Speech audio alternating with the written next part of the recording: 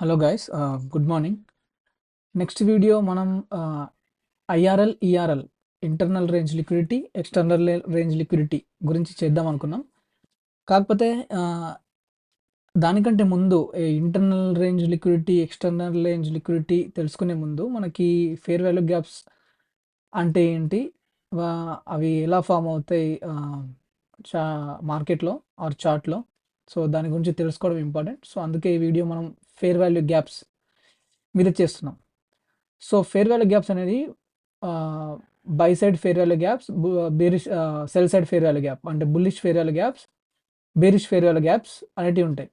So BISI అంటే buy side imbalance, sell side inefficiency. So దీన్నే మనం buy side FVG, buy side fair value gap అంటాం.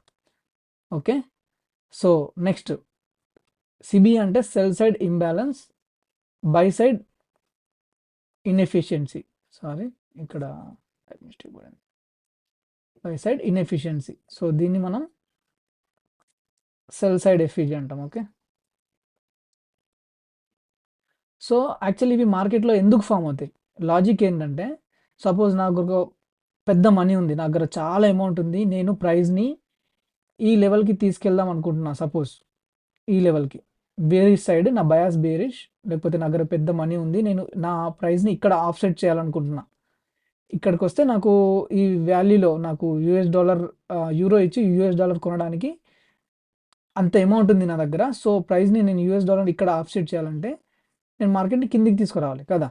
So నేను ఇక్కడ సెల్ చేశాను అనుకోండి, సపోజ్ ఈ లెవెల్లో. నెక్స్ట్ ప్రైస్ సడన్గా డ్రాప్ అయింది, ఎందుకంటే మార్కెట్లో చాలా ప్రెజర్ వచ్చింది, నా ఎక్కువ అమౌంట్ పెట్టేసరికి మార్కెట్ మళ్ళీ ఫాస్ట్గా మూవ్ అయింది. సో నెక్స్ట్ నా దగ్గర ఇంకా మనీ మిగిలింది అనుకోండి, సపోజ్ ఇంకా నా దగ్గర చాలా అమౌంట్ ఉంది మిగిలి, నేను ఇంకా దాన్ని ఒక మంచి వాల్యూ అంటే నాకు మంచి ప్రైస్ వస్తే నేను అక్కడ సెల్ చేస్తా. ఎందుకంటే ఇక్కడ ప్రైస్ చాలా ఫాస్ట్గా మూవ్ అయినప్పుడు ఈ రెండు క్యాండిల్ మధ్యలో ఇన్ఎఫిషియన్సీ ఫామ్ అయింది. అంటే ఇక్కడ సెల్లర్స్కి కానీ బయర్స్కి కానీ ఒక మంచి వాల్యూ లేదన్నమాట. ఇప్పుడు నేను సపోజ్ సెల్ చేయాలనుకుంటే నాకు మంచి వాల్యూ కావాలి. ఆ వాల్యూకి వస్తే నేను మళ్ళీ ప్రైస్ బై సైడ్ వచ్చినప్పుడు ఆ వాల్యూ దగ్గర నేను మళ్ళీ సెల్ చేస్తా అనేది నా యాంటిసిపేషన్. సో అట్లా నాకు మంచి వాల్యూ, బిగ్ మనీకి మంచి వాల్యూ ఇవ్వడానికి మార్కెట్లో ఇలాంటి ఇన్ఎఫిషియన్సీస్ ఫామ్ అవుతాయి అన్నమాట. సో మనం ఈ 3 క్యాండిల్స్ ఉన్నాయి కదా, సో ఇది ఫస్ట్ క్యాండిల్, ఇది సెకండ్ క్యాండిల్, ఇది థర్డ్ క్యాండిల్. ఓకే, సో ఈ first candle, third candle, first candle high, ఇది హై కదా, ఇది ఓపెన్, హై, లో, close. Okay, first candle high, third candle లో, ఈ రెండింటి మధ్యలో ఫామ్ అయిన ఈ సెకండ్ క్యాండిల్లో ఉన్న ఈ ఇన్ఎఫిషియన్సీని మనం బిసి అంటాం. బిసి అంటే buy side imbalance, sell side inefficiency. Same sell సైడ్లో first candle, second candle, third candle. Okay, ఈ ఫస్ట్ క్యాండిల్ లో, థర్డ్ క్యాండిల్ హై, ఈ రెండింటి మధ్యలో ఈ సెకండ్ క్యాండిల్లో ఫామ్ అయిన ఇన్ఎఫిషియన్సీని మనం సిబి అంటాం, cell side imbalance, buy side inefficiency. Okay, ఇవి ఎందుకు ఫామ్ అవుతాయో లాజిక్ కూడా చెప్పినాను మీకు. సో ప్రైస్ ఒక లెవెల్కి తీసుకురావడానికి ఈ ఈ ఫేర్ వాల్యూ గ్యాప్స్ అనేవి మనకి మంచిగా పనిచేస్తాయి అన్నమాట. సో అంతేకాకుండా మార్కెట్లో చాలా రకాల ఫేర్ వాల్యూ గ్యాప్స్ ఫామ్ అవుతాయి. అంటే ఈ 3 క్యాండిల్స్ అంటే ఇట్లనే ఫామ్ అవ్వాలని లేదు. ఈ థర్డ్ క్యాండిల్ మనకి బేరిష్ క్లోజ్ కూడా కావచ్చు, థర్డ్ క్యాండిల్ ఇన్సైడ్ క్లోజ్ కూడా కావచ్చు. అందుకే high probability fair value gaps ఎట్లా ఫామ్ అవుతాయి, లో ప్రాబబిలిటీ ఫేర్ వాల్యూ గ్యాప్స్ ఎట్లా ఫామ్ అవుతాయండి మనం చూద్దాం. ఆ ఇమేజ్ చూద్దాం, ప్లస్ మార్కెట్లో మీరు దీన్ని అబ్జర్వ్ చేయండి. ఇది చాలా టైం ఎఫర్ట్ పెడితే కానీ మనకు అర్థం కాదు చార్ట్ మీద. సో మీరు మీ ఫ్రీ టైంలో కానీ మీరు మీ బ్యాక్ టెస్టింగ్లో కానీ వాటిని బాగా అబ్జర్వ్ చేయండి.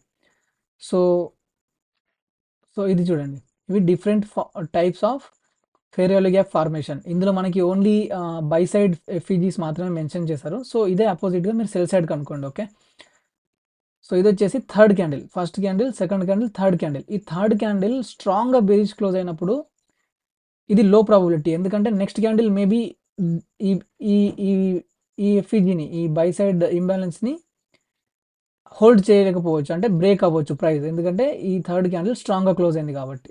ఓకే, ఇది లో ప్రాబబిలిటీ.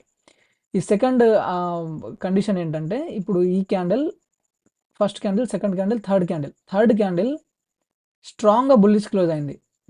సో దీన్ని బట్టి మన యాంటిసిపేషన్ అంటే లోవర్ టైం ఫ్రేమ్స్లో ఇది బ్రేక్అవే గ్యాప్ అవ్వచ్చు. అంటే ఇందులో లోవర్ టైం ఫ్రేమ్లో చాలా ఇంకా ఎఫ్ఈజీస్, ఈ క్యాండిల్లో థర్డ్ క్యాండిల్ చాలా ఎఫ్ఈజీస్ ఉండొచ్చు.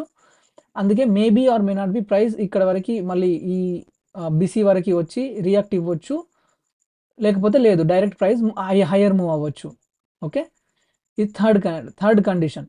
ఇందులో first candle, second candle, third candle bearish close అయింది, ప్లస్ మనకి కింద విక్ ఉంది. ఓకే, సో మోస్ట్ ప్రాబబ్లీ ఈ ఫోర్త్ క్యాండిల్ ఓపెన్ అయ్యి ఫోర్త్ క్యాండిల్, ఫిఫ్త్ క్యాండిల్ ఈ ఎఫ్ఈజీలోకి మనకి రిటెస్ట్ ఇచ్చి ఇందులో మనకి ట్రేడ్ ఆపర్చునిటీస్ ఇవ్వచ్చు అని ఒక యాంటిసిపేషన్.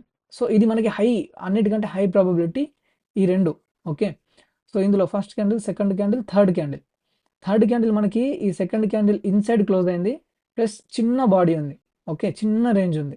సో ఇది హై ప్రాబబిలిటీ మార్కెట్ మళ్ళీ ఈ ఇంబ్యాలెన్స్ని ఫిల్ చేసి మళ్ళీ మనకి ట్రేడ్ ఆపర్చునిటీ బై సైడ్ ఇవ్వచ్చు అని. సో ఇది మీరు స్క్రీన్ షాట్ తీసుకోండి, చార్ట్స్ మీద అబ్జర్వ్ చేయండి దీన్ని. మీకు ఏ ఫెయిర్ వాల్యూ గ్యాప్స్ ఎట్లా కనిపిస్తున్నాయి, ఏ ఫెయిర్ వాల్యూ గ్యాప్స్ హోల్డ్ చేస్తున్నాయి, ఏ ఫెయిర్ వాల్యూ గ్యాప్స్ హోల్డ్ చేయట్లేదు ప్రైస్ అని. ఓకే, సో మనం చార్ట్ మీద ఎగ్జాంపుల్స్ చూద్దాం.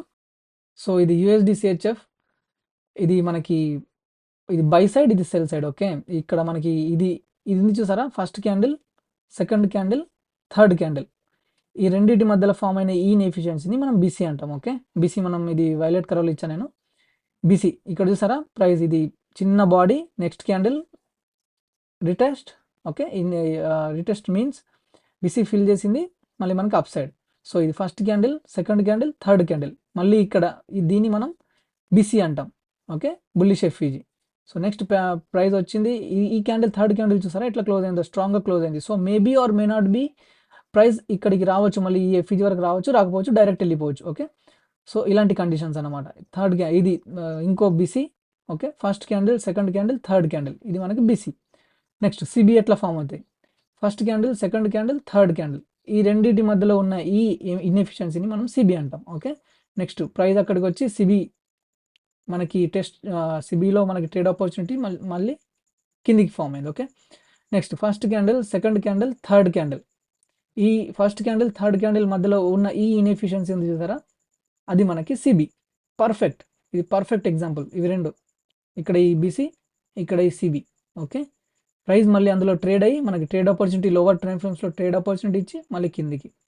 సో ఇది మనకి ఫెయిర్ వాల్యూ గ్యాప్స్. ఇవన్నీ మనకి buy side fair value gap, buy side fair value gap, buy side fair value gap, sell side fair value gap, sell side fair value gap, సిబి. Okay, so ఇదన్నమాట, ఇది basic understanding of the fair value gaps.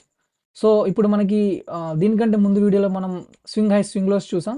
So ఈ వీడియోలో మనం fair value gaps చూసాం.